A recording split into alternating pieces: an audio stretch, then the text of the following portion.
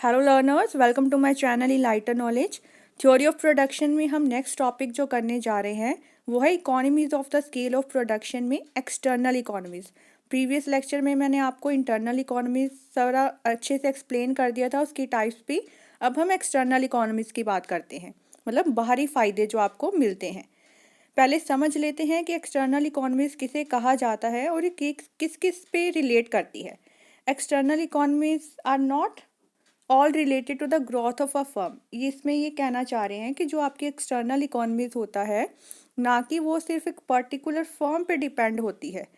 इसका मतलब ये कि एक्सटर्नल इकोनॉमीज रेफर करता है वो सारे बेनिफिट्स, फ़ायदे, फैसिलिटीज़ जो कि आपको अवेलेबल होती है सभी की सभी फर्म्स को इंडस्ट्रीज़ में।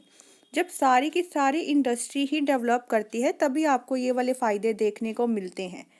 These economies arise not because a single firm is growing in size। इसका मतलब ये कि ये इकोनॉमीज अराइज तब नहीं करती जब एक सिर्फ पर्टिकुलर फर्म या सिंगल फर्म ही ग्रो कर रही हो साइज में।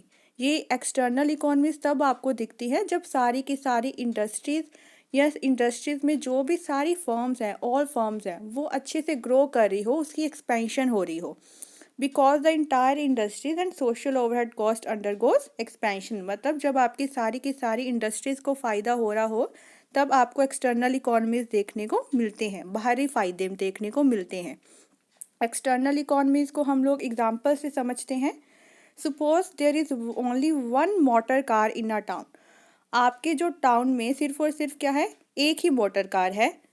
No one will set up a petrol pump in such a town. अब देखो, एक ही मोटर कार है टाउन में, तो कोई भी वहाँ पे पेट्रोल पंप सेट करना नहीं चाहेगा, क्योंकि पेट्रोल पंप वाले को फ़ायदा ही नहीं होगा आपके टाउन में सेट करने से। अगर नंबर ऑफ़ कार्स बढ़ जाती है, कार्स गिनती जो है वो इंक्रीज़ हो जाती है, तो क्या होगा कि किसी ने पेट्रोल पंप आपके एरिया में खोल दिया और अब पेट्रोल पंप सभी को बेनिफिट करेगा, ऑल कार ओनर्स को, या फिर जो कार ओनर नहीं भी है उसको भी।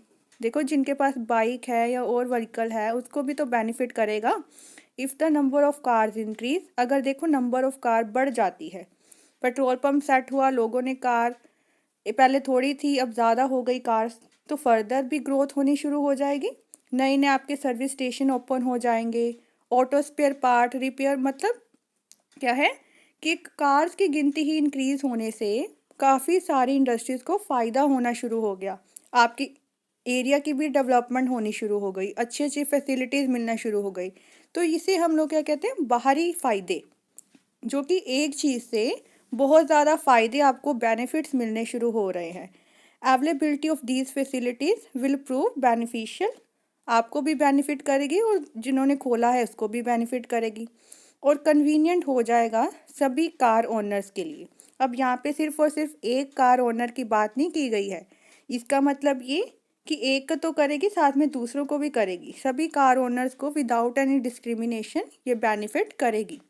मतलब सबका फ़ायदा सोचा जाता है।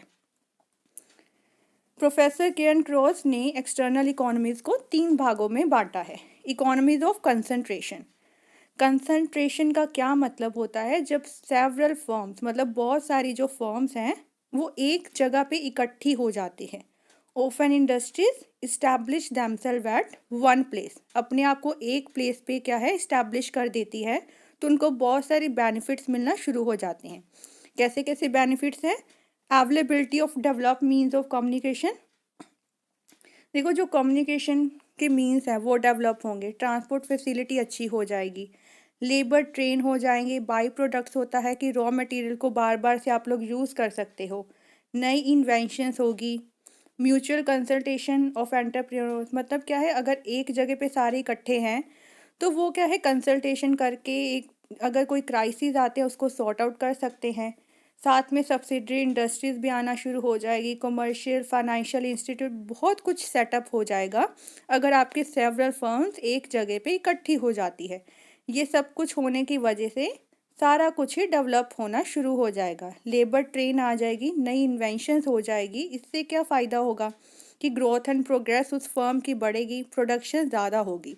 तो ये फैसिलिटीज़ कहीं ना कहीं फर्म्स को हेल्प करती है उनकी डेवलपमेंट एंड प्रोग्रेस के लिए। Next is economies of information. When number of firms in an industry increase, जब इंडस्ट्रीज में फर्म बढ़ जाती हैं तो पॉसिबल हो जाता है उनके लिए concerted efforts and collective activities. देखो वो साथ में अब मिलके एकजुट काम कर सकते हैं कि उनको बुरा नहीं लगता किसी को आगे बढ़ते देकर, क्योंकि वो साथ में काम कर रहे हैं। They don't feel necessity of independent research, उनको अलग अलग से रिसर्च करने की ज़रूरत नहीं पड़ती इंडिविजुअल बेसिस पे। कुछ साइंटिफिक या ट्रेड जर्नल्स जो पब्लिश होते हैं उनको क्या है, उससे कन्वीनियंट मिलना शुरू हो जाती है इन फर्म्स को, क्योंकि रिसर्च भले ही पहले से हो रखी है या कोई और पर्सन करता है तो उसको क्या है सभी में बांट दिया जाता है। तो ज़रूरी नहीं कि एक एक इंडिविजुअल अपनी खुद की ही रिसर्च करना शुरू कर दे, नई इन्वेंशंस करना शुरू कर दे। वो जो दूसरा पर्सन भी कर रहा है उनकी इन्वेंशंस को भी साथ में लेकर चल सकते हैं। और ये जो जनरल्स होते हैं वो कुछ ना कुछ क्या है सेवरल, सनड्राई का मतलब है सेवरल इंफॉर्मेशन प्रोवाइड करते हैं नई नई मार्केट्स के बारे में, कुछ गुड्स के बारे में। फर्म्स को इनसे फ़ायदा होना शुरू हो जाता है। And development of new production techniques abroad, मतलब बाहर क्या चल रहा है। तो यहाँ पे यही मतलब है कि जो जर्नल्स पब्लिश होते हैं ज़रूरी नहीं कि उस पर आपने रिसर्च की गई हो या इंडिविजुअल बेसिस पे रिसर्च हुई हो, आप उन जर्नल्स को लेकर भी चल सकते हो। कुछ साइंटिफिक ट्रेड जर्नल्स के साथ भी इंफॉर्मेशन आपको जो मिल रही है वो सारी ही इंडस्ट्रीज़ पे लागू होती है। और ये जर्नल्स जो है ये आपको इंफॉर्मेशन प्रोवाइड करते हैं डिफरेंट डिफरेंट मार्केट्स के बारे में, या फिर कैसे डेवलपमेंट हो रही है फॉरेन में, कैसी डेवलपमेंट हो रही है। मतलब इंफॉर्मेशन की इकोनॉमीज़ भी आपको मिलना शुरू हो जाती है।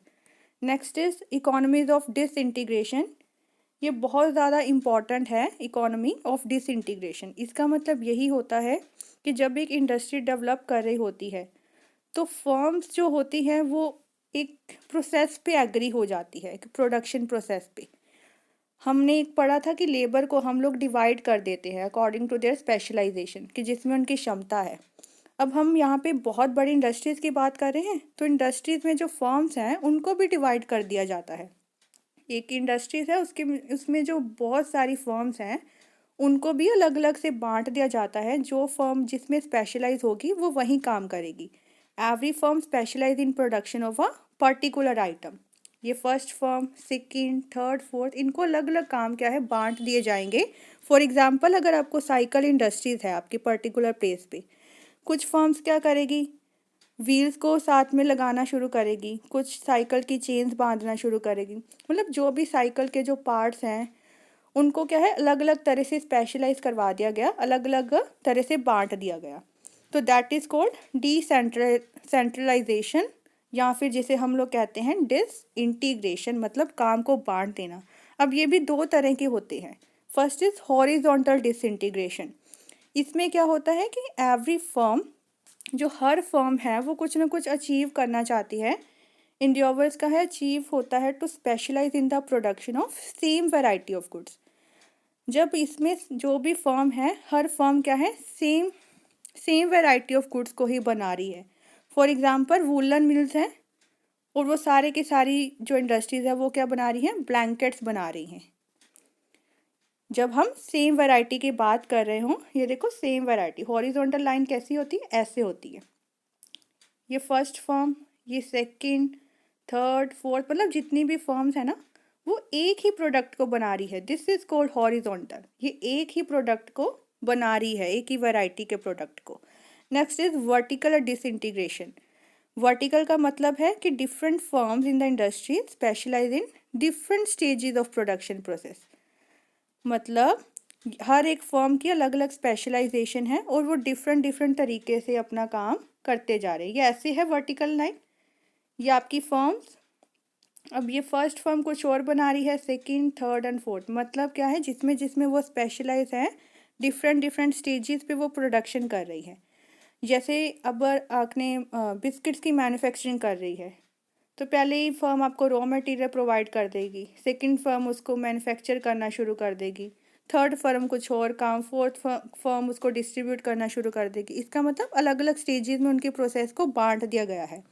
फॉर एग्जांपल देख लो, टेक्सटाइल इंडस्ट्रीज़ में कुछ फर्म्स क्या है स्पिनिंग करती हैं। स्पिनिंग होता है फाइबर्स को थ्रेड में बदल रही है। कुछ फर्म्स वीविंग कर रही है, बुनाई कर रही है, अदर कुछ डाइंग कर रही है। मतलब क्या है कि सारे जगह एक ही प्रोसेस को हम लोग चला रहे हैं, एक ही चीज़ बनानी है, लेकिन उसकी प्रोडक्शन की जो प्रोसेस है उसको अलग अलग स्टेजेस में बांट दिया गया है, और इसको हम लोग कहते हैं वर्टिकल डिसइंटीग्रेशन। अगर वीडियो पसंद आई हो, इस चैनल को ज़रूर सब्सक्राइब कीजिए, like share and comment and press the bell icon, ताकि हर वीडियो की नोटिफिकेशन आपको टाइम टू टाइम मिलती रहे। Thank you.